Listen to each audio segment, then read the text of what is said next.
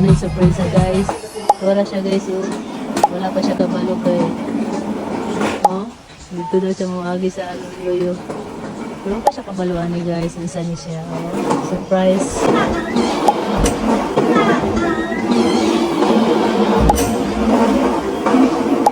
Oh, surprise! Kagwapo ba?